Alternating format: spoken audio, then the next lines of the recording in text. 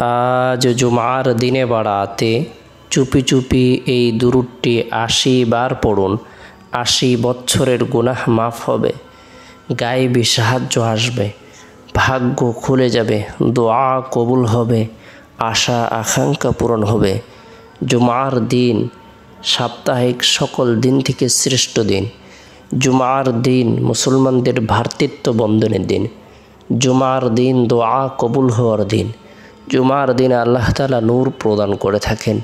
জুমার দিনে অথবা রাতে কোনো মুমিন মুসলমান যদি ইন্তিকাল করে মারা যায়, আল্লাহ পাক রব্বুল আলামিন তাকে কবরের ফিতনা, কবরের সওয়াল জবাব, কবরের আযাব থেকে নিরাপত্তা দান করবেন। আল্লাহ তাআলা তাকে শহীদি মর্যাদা দান করবেন। জুমার দিনটিকে আমরা প্রত্যেকে যদি গুরুত্ব প্রদান করি, এদিনে নফল ইবাদত বন্দেগী করি, নফল নামাজ পড়ে, কোরআন তেলাওয়াত করে, জিকির আজকার করি, তাসবিহ তাহলিল পাঠ করে, রব্বুল আলামিনের দরবারে রোনাজারি করি, আল্লাহ পাক রব্বুল আলামিন আপনার আমার জীবনের সকল গুনাহগুলোকে মাফ করে দেবেন। আল্লাহ তাআলা ভাগ্যকে পরিবর্তন করে দেবেন, দোয়াকে কবুল করবেন, আশা আকাঙ্ক্ষাকে পূরণ করে দেবেন। জুমার দিনের গুরুত্বপূর্ণ কিছু আমল রয়েছে, যে আমলের মাধ্যমে বান্দা আল্লাহর নৈকট্য লাভ করবে। আল্লাহ তাআলা তার পেরেশানিকে দূর করে দেবেন, দোয়াকে কবুল করবেন, আশা আকাঙ্ক্ষাকে পূরণ করে দেবেন। জুমার দিনে যে সমস্ত আমলের কথা হাদিসে উল্লেখ রয়েছে, এর মধ্যে থেকে অন্যতম একটি আমল হলো জুমার দিন সূরাতুল কাহাফ তেলাওয়াত করা।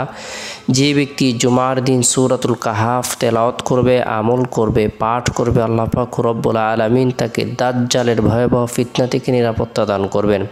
আল্লাহ তাআলা তার ঈমানের মধ্যে নূর প্রদান করবেন, যে নূরটি দীর্ঘ ১ সপ্তাহ পর্যন্ত তার অন্তরের মধ্যে চমকাইতে থাকবে। যে ব্যক্তি জুমার দিন সূরাতুল কাহাফ আমল করবে, আল্লাহ তাআলা তার জন্য ৭০,০০০ ফেরেশতা নিযুক্ত করে দিবেন। এই ৭০,০০০ ফেরেশতা দীর্ঘ ১ সপ্তাহ পর্যন্ত তার জন্য মাগফিরাত কামনা করতে থাকবে। আমরা যারা কোরআন পড়তে পারি, আমরা জুমার দিন ফজরের নামাজের পর থেকে নিয়ে জুমার নামাজের আগ পর্যন্ত যে সময় রয়েছে, এই সময়ের মধ্যে সূরাতুল কাহাফ আমল করার জন্য, তেলাওয়াত করার জন্য, পাঠ করার জন্য চেষ্টা করব। এরপরে জুমার দিন জুমার নামাজ সম্পূর্ণ করার পর, মা বোনেরা জোহরের নামাজ সম্পূর্ণ করার পর নিজের জীবনের গুনাহের কথা স্মরণ করে, নাফরমানের কথা স্মরণ করে, অন্যায় অপরাধের কথা স্মরণ করে, খাটে দিলে তওবার নিয়তে আমরা ১০০বার ইস্তিগফারের আমল করব। আস্তাগফিরুল্লাহ রাব্বি মিন কুল্লি যামবি ওয়া আতুবু ইলাইহি।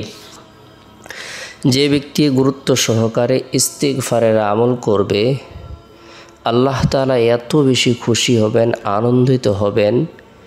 আল্লাহ পাক রব্বুল আলামিন তার জীবনের সগীরা কবিরা, জাহিরি বাতিনি, শিরিক বিদাত, ইচ্ছা অনিচ্ছায়, গোপনে প্রকাশ্যে সকল গুনাহগুলোকে মাফ করে দিবেন।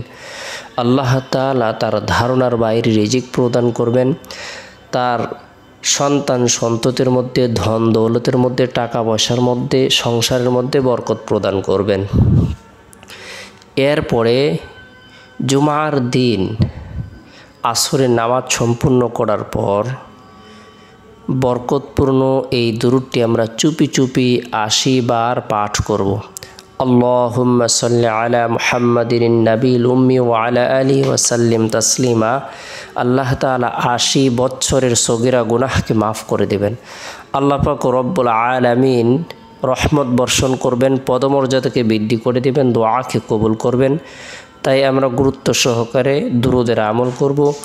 এরপরে জুমার দিন মাগরিবের পূর্ব মুহূর্তে নিজের জন্য, পরিবার পরিজনদের জন্য, আত্মীয় স্বজনদের জন্য, জীবিতদের জন্য, মৃতদের জন্য দোয়া করব, মাগফিরাত কামনা করব। আল্লাহ পাক রব্বুল আলামিন দোয়ার বরকতে কঠিন ও জটিল বিপদ দূর করে দেবেন, গায়েবী সাহায্য প্রদান করবেন, আশা আকাঙ্ক্ষাকে পূরণ করে দিবেন। এরপর জুমার দিন শেষ হওয়ার পর যে রাত আসে, এই রাতটি হলো বরকতপূর্ণ একটি রাত। এই রাতের মধ্যে বিশেষ করে এশারের নামাজ সম্পূর্ণ করার পর সুবহানাল্লাহ ৩৩ বার, আলহামদুলিল্লাহ ৩৩ বার, আল্লাহু আকবার ৩৪ বার এই তাসবিহ তাহলিল তাকবীর পাঠ করব। যথাসময় আল্লাহর নাম নিয়ে ঘুমিয়ে যাব। আল্লাহুম্মা বিসমিকা মুতু আহি দোয়াটি পাঠ করে ঘুমিয়ে যাব। চেষ্টা করব রাতের ১/৩ অংশে ঘুম থেকে জাগ্রত হয়ে তাহাজ্জুদের নামাজ